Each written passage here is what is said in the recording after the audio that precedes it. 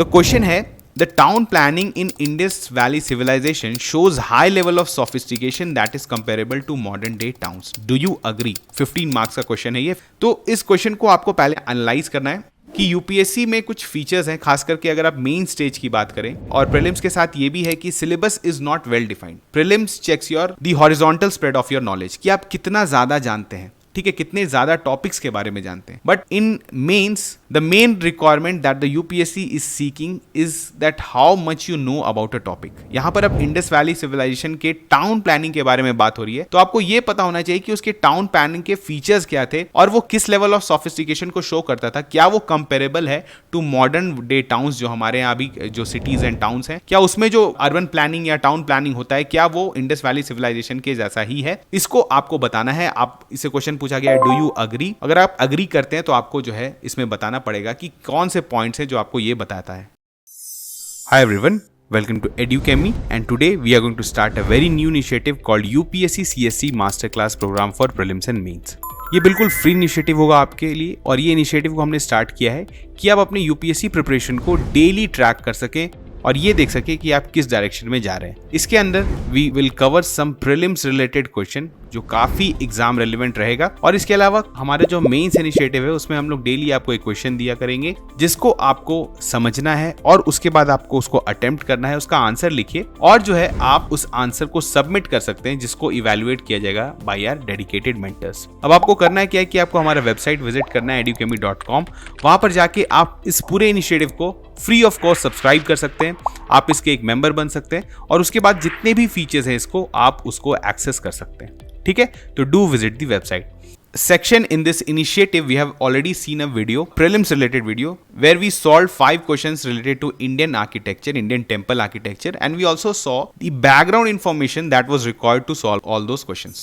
Today in this video we are going to see a question that is mains related from GS1, because a very similar question has been asked by UPSC in recent times, and this question is related to the ancient architecture. So let's see the question and then we will see what are the requirements that the questions is seeking and what things you should keep in mind while answering this question.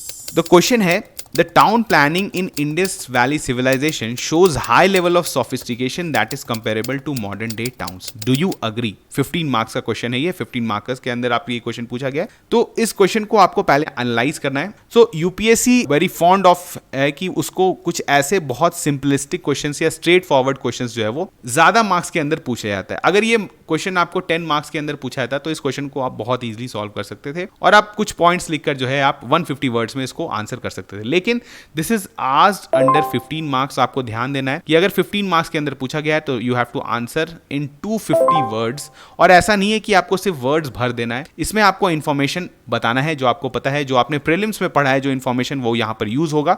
और इसके अलावा आपको जो connect करना है और important points, जो खास करके अगर आपको जो वर्ड्स का बहुत ध्यान रखना है, जैसे कि यहाँ पे लेवल ऑफ सोफिस्टिकेशन का बात हुआ है, तो इस चीज को आपको पूरे क्वेश्चन में हाईलाइट करना पड़ेगा। आपको बताना पड़ेगा कि आपने समझ लिया है कि what do you mean by level of sophistication. ठीक है, तो ये सारी चीजों को आपको ध्यान में रखना है and then you have to answer this question.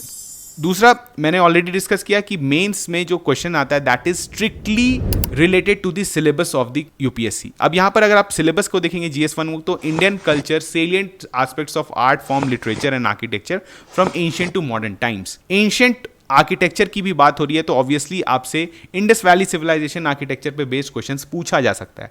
ठीक है, तो अगेन आगे आने वाली डायनेस्टीज में भी, चाहे वो मॉडर्न टाइम हो, गुप्ता पीरियड हो, किसी भी समय के आर्किटेक्चर पर बेस्ड आपसे क्वेश्चन पूछा जा सकता है और आपको थोड़ा डिटेल उसके बारे में पता होना चाहिए। ठीक है, तो चलिए करते हैं आंसर। आपको पता है किसी भी क्वेश्चन को आंसर करने के लिए first you have to introduce that question. Introduction जो हम लोग बोलते हैं, इंट्रोडक्शन इज बेसिकली आपको बताना है कि आप एग्जामिनर को कि that you have understood the question. सबसे पहला फीलिंग आपको ये देना है एग्जामिनर को ये पता चल जाए कि आपने जो कोर मैसेज है इस क्वेश्चन का या जो कोर रिक्वायरमेंट है of this question, you have understood that. ठीक है, ये चीज अगर आप उसको बता दीजिएगा तो ये क्लियर हो जाता है कि आपने इस क्वेश्चन को समझ लिया है। अब दूसरा होता है कि इंट्रोडक्शन का लेंथ कितना होना चाहिए, तो ये वैरी कर सकता है, लेकिन कोशिश करिए कि ये क्रिस्प हो। ठीक है, वर्ड्स जो है वो काफी आप straight forward point two point words use करें, बहुत ज्यादा लंबा खींचने का इसको कोशिश ना करें तो ये ज्यादा अच्छा रहता है। कोशिश करें कि इसको 25 to 30 वर्ड्स के अंदर लिख लें। इंट्रोडक्शन में अगर आप कुछ इंपॉर्टेंट इंफॉर्मेशन भी डाल सकते हैं, जैसे कि आपको इंडस वैली सिविलाइजेशन किस टाइम पे था, किस BCE में था, कुछ एडेड इन्फॉर्मेशन है, आप कुछ अच्छे से स्टार्ट कर सकते हैं कि it was a very advanced civilisation अपने टाइम्स के हिसाब से, ठीक है। तो इस तरह की चीज से आप इंट्रोड्यूस कर सकते हैं। अगर आप ये भी बोल सकते हैं कि आपने समझ लिया क्योंकि टाउन प्लानिंग के बारे में बात हुई, तो इसके बारे में भी आप कुछ हिंट कर सकते हैं एंड सोफिस्टिकेशन के बारे में भी आप कुछ हिंट कर सकते हैं। तो इससे क्या होगा कि एग्जामिनर को पता चल जाए कि आपने इस क्वेश्चन को समझ लिया है, ठीक है। चलिए अब हम लोग बढ़ते हैं नेक्स्ट पार्ट में, दैट इज बॉडी। अगर मैंने आपको ऑलरेडी स्टार्टिंग में बोला कि this question is asked under 15 marks, ये बहुत इंपॉर्टेंट बात है यहाँ पर। अगर आप इसको एक 10 मार्कर जैसा आंसर करेंगे तो आपको कभी भी मैक्सिमम मार्क्स नहीं मिलेगा, ठीक है। आपको इसमें 3 या 4 नंबर मिल जाएगा, लेकिन वो आपको काफ़ी ज़्यादा आपके लिए वो लॉस होगा। तो आपको 15 मार्क्स को ध्यान में रखना है और इस क्वेश्चन को आपको डिटेल में आंसर करना है। जितना भी डिटेल आपको पता है आपको इस क्वेश्चन के आंसर में उसको लिखना है। अब अगर हम लोग बॉडी की बात करें तो बॉडी में आपका main answer is in body. तो सबसे पहले क्या करना है कि आपको इसमें बताना है कि फीचर्स ऑफ टाउन प्लानिंग क्या थे।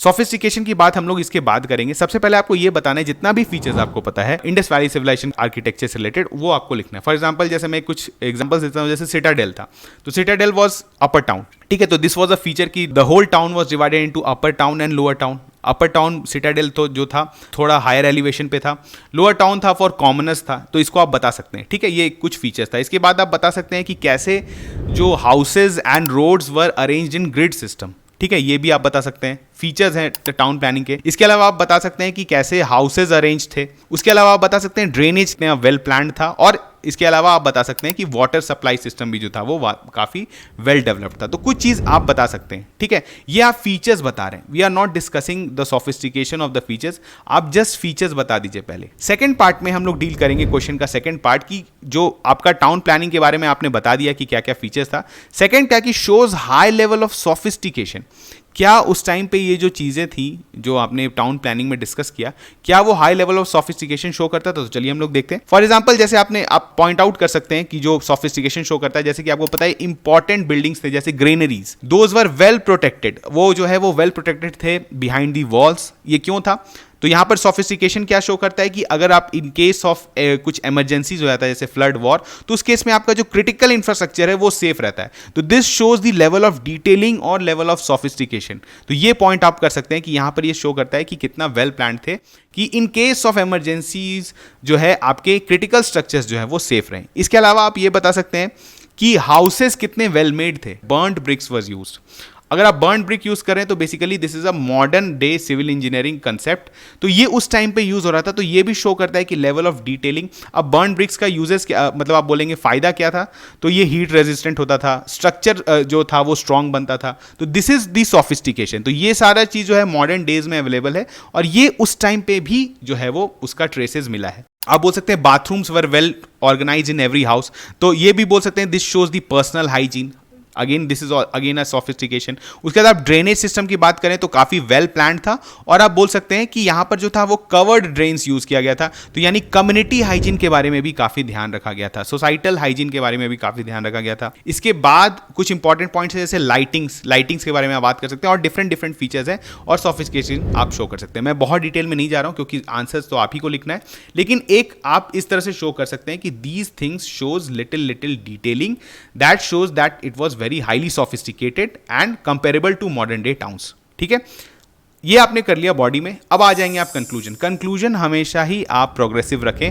प्रोग्रेसिव इन द सेंस कि आपको बताना है, आपने ऑलरेडी बता दिया है कि it shows high level of sophistication. आपको बताना है, आप ये बोल सकते हैं कि we can learn a lot of things from Indus valley civilisation from town planning. Modern day हमारा जो फ्लैगशिप प्रोग्राम है जैसे स्मार्ट सिटी प्रोग्राम है, उसमें बहुत सारा फीचर्स जो है हम लोग इंडस वैली सिविलाइजेशन से यूज कर सकते हैं। ठीक है, ग्रिड सिस्टम हुआ, ड्रेनेज सिस्टम्स हुआ, ठीक है, तो ये सारी चीज़ जो है हम लोग सीख सकते हैं। तो इस तरह का आपको कंक्लूड करना चाहिए, एक प्रोग्रेसिव कंक्लूजन होना चाहिए कि लगे एग्जामिनर को कि आपने चीज़ों को समझा है और आपने जो है उसको अच्छे से जो है उसको आप बोल सकते हैं यूटिलाइज किया है उस इंफॉर्मेशन को फ्यूचरिस्टिक पर्पसेस के लिए। ठीक है, तो अगेन ये से कुछ इंपॉर्टेंट चीज़ है। जैसे आप कंक्लूजन डेफिनेटली सब्जेक्टिव है, आप कैसे भी कंक्लूड कर सकते हैं, लेकिन कोशिश करिए कि आप उसको एक प्रोग्रेसिव नोट पर एंड करें। ठीक है, तो एक छोटा सा आउटलाइन था कि इस क्वेश्चन को आपको कैसे सॉल्व करना है, इस क्वेश्चन का रिक्वायरमेंट क्या है, और ये क्वेश्चन जो है वाज आस्क्ड अंडर 15 मार्क्स, तो ये बहुत इंपॉर्टेंट है. You have to answer in 250 words, you have to answer in details बहुत इंपॉर्टेंट हुआ था इस क्वेश्चन में. अगर ये 10 मार्क्स का होता तो हो सकता था कि आपको बॉडी में आप बोल सकते हैं कि एक ही सेक्शन में आप उसके features and level of sophistication को कवर कर सकते थे, लेकिन बिकॉज दिस इज 15 मार्क्स तो आपको क्वेश्चन 250 वर्ड्स में कवर करना है, तो आपको और भी डिटेल्स कवर करना पड़ेगा. ठीक है, तो चलिए मिलते हैं नेक्स्ट लेक्चर में, तब तक थैंक यू.